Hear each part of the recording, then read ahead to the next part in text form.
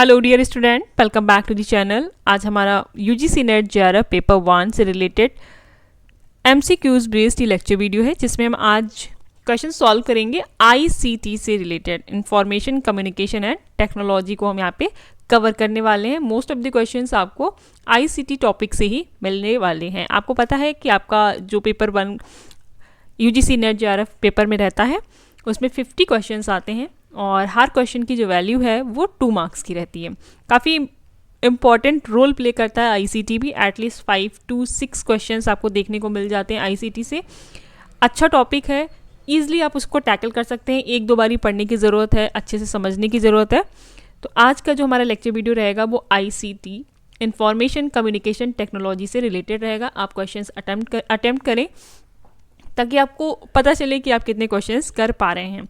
ये जो भी लेक्चर वीडियोस आपके लिए लाए जा रहे हैं ये प्रीवियस ईयर बेस्ड क्वेश्चंस हैं और रीज़न है इनको लाने का कि आपको पैटर्न समझ में आए कि किस तरीके के क्वेश्चंस हमें करने हैं, किस टॉपिक में किन किन टॉपिक्स को ज़्यादा कवर किया जा रहा है, ज़्यादा आते हैं, उनको पढ़ना है, किसको स्किप करना है। अगर आपको लेक्चर्स पसंद आ रहे हैं तो आप चैनल को लाइक सब्सक्राइब शेयर करें, चैनल से कनेक्टेड रहें और अपनी प्रिपरेशन यहाँ से स्टार्ट कर सकते हैं।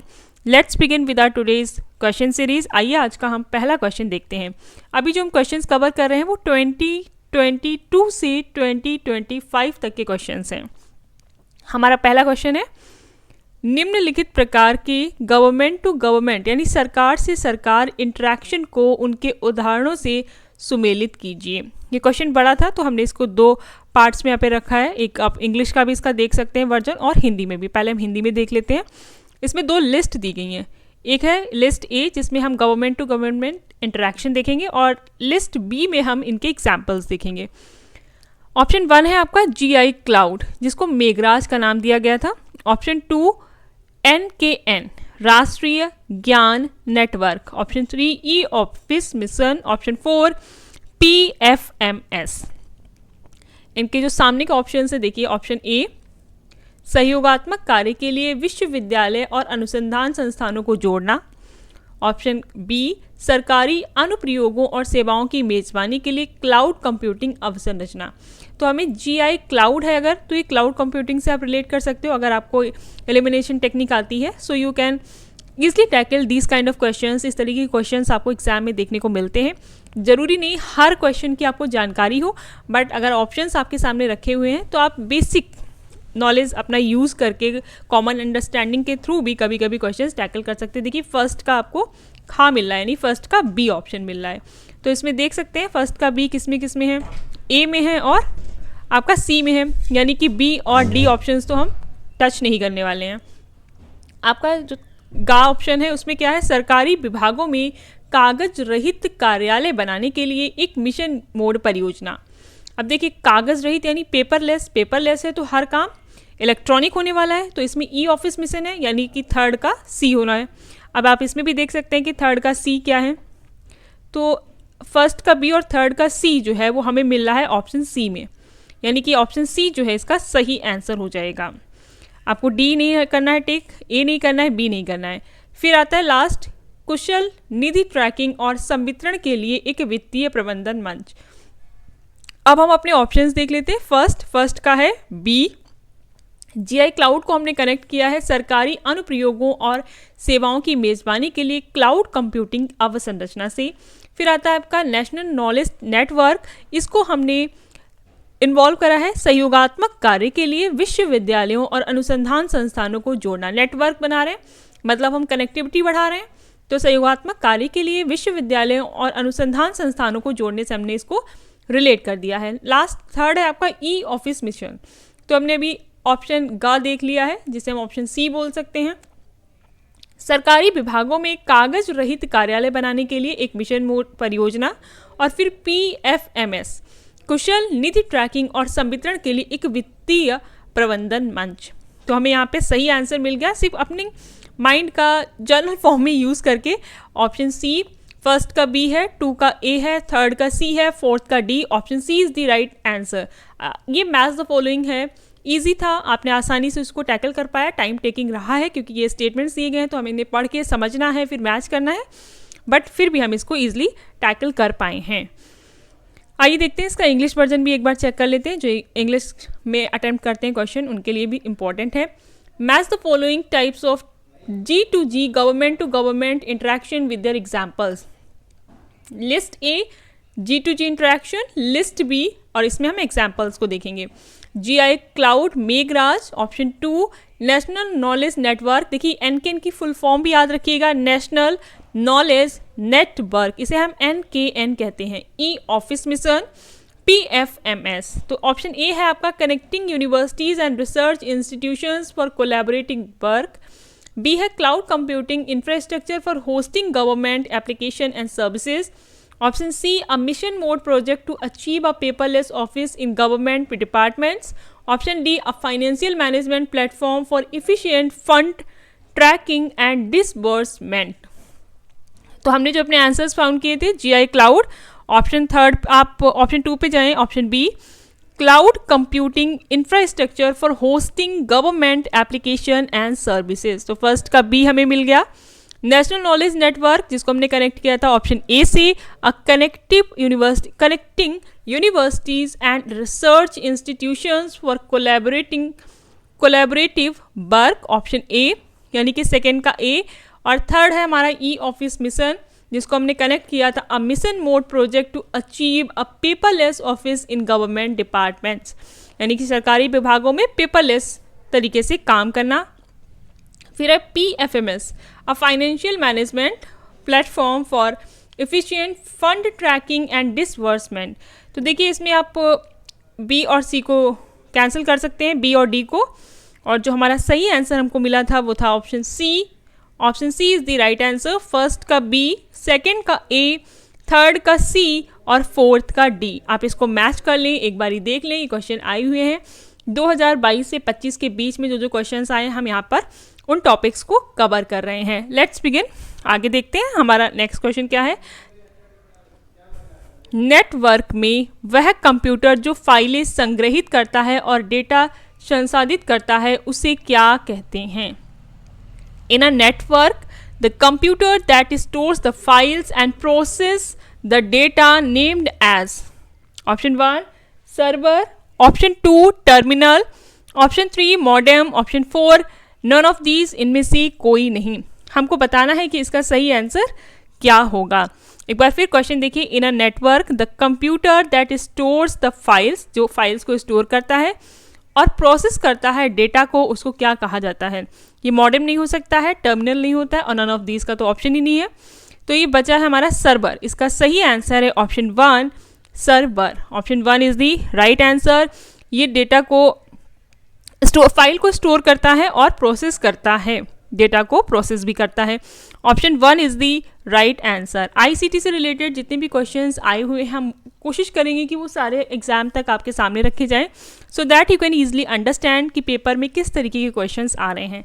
अगर आपको लेक्चर्स पसंद आ रहे हैं तो आप चैनल को लाइक, सब्सक्राइब, शेयर करें, चैनल से कनेक्टेड रहें और अपनी प्रिपरेशन यहाँ से स्टार्ट करें। आइए हम नेक्स्ट क्वेश्चन देखते हैं। आज का हमारा नेक्स्ट क्वेश्चन क्या है। इनमें से कौन वायरस नहीं फैला सकता है। Which of the can't spread virus.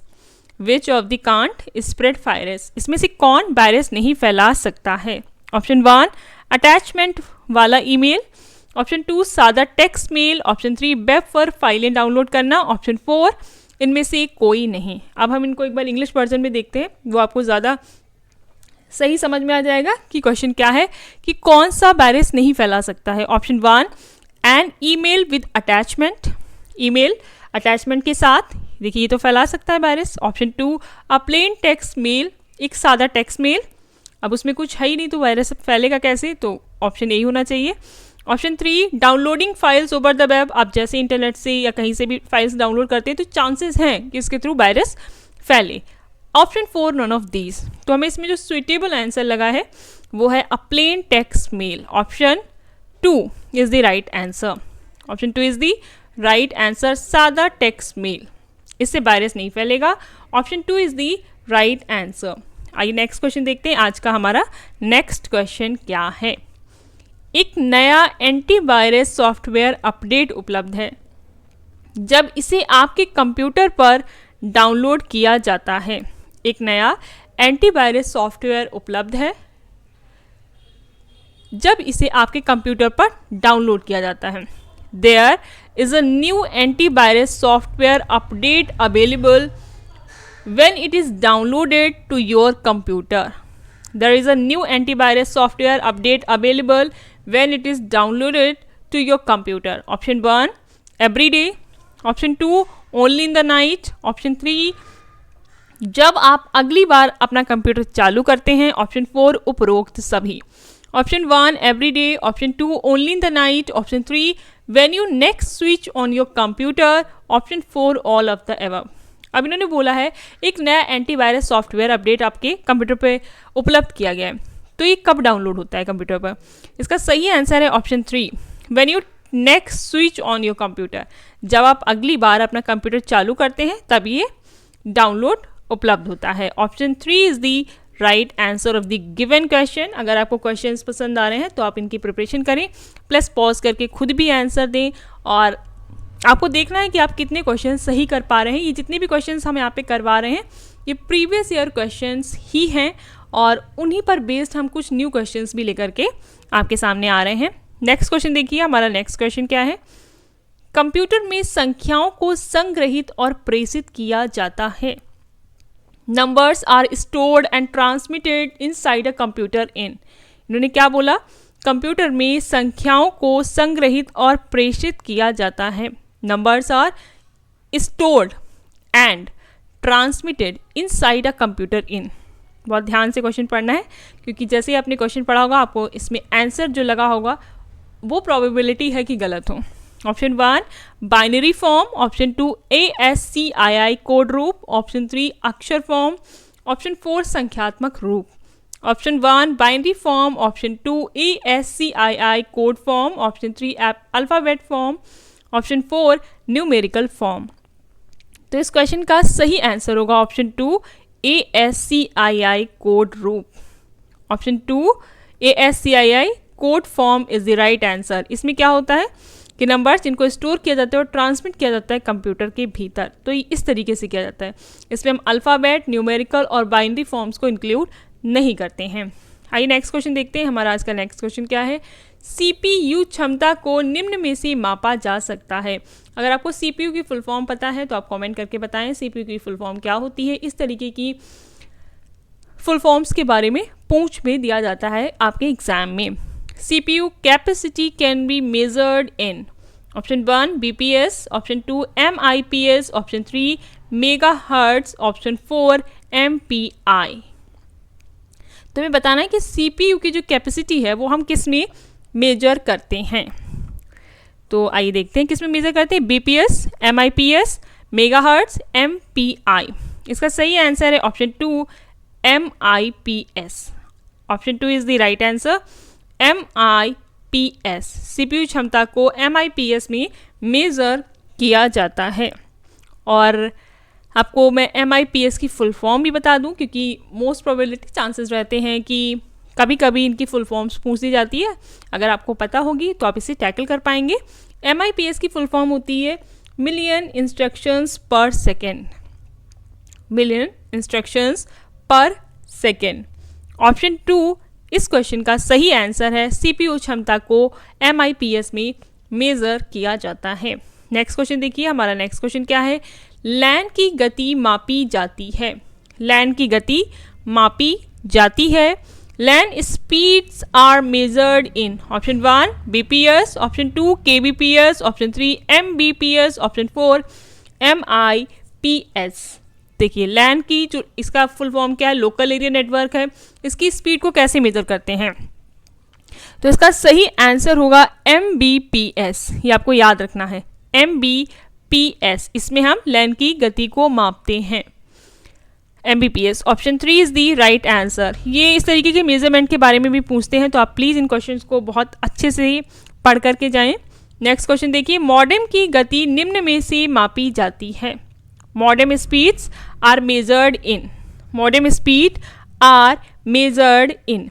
हमें ऑप्शंस देखने हैं। Option 1 BPS, option 2 KBPS, option 3 MBPS, option 4 MIPS। तो अभी हमने MIPS देख लिया। CPU की कैपेसिटी इसमें मेजर होती है। MBPS देख लिया था जिसमें हमने लैंड की कैपेसिटी को मेजर होते हुए देखा है। अब हमारे पास दो ऑप्शन है, तो इसका सही आंसर होगा ऑप्शन 1 BPS। मॉडेम की गति को हम BPS में मेजर करते हैं। Option 1 is the right answer. Next question देखिए, हमारा नेक्स्ट क्वेश्चन क्या है, निम्नलिखित में से कौन नेटवर्क सुरक्षा से संबंधित है? Which of the following is related to network security? Which of the following is related to network security?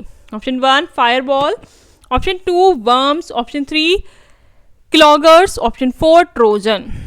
तो इस क्वेश्चन का सही आंसर क्या होगा?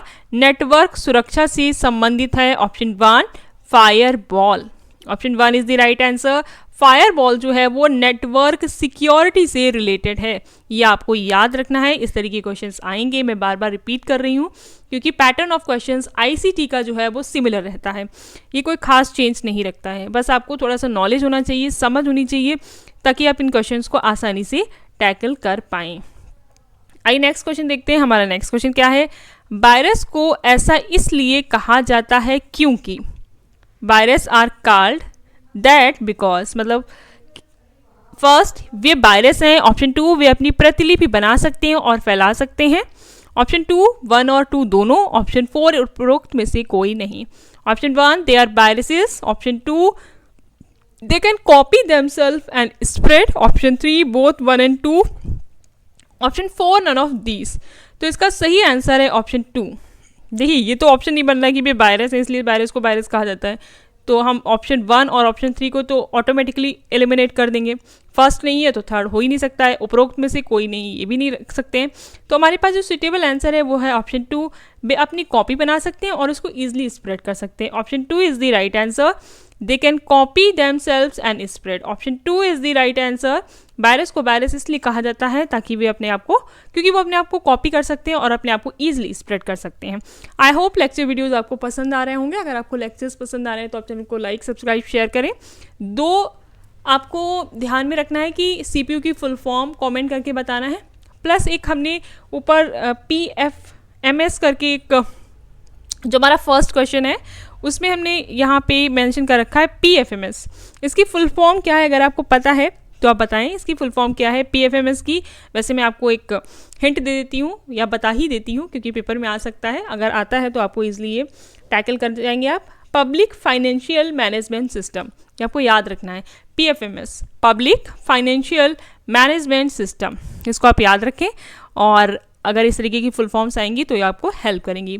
Thank you for watching till and and all the very best for your upcoming exams.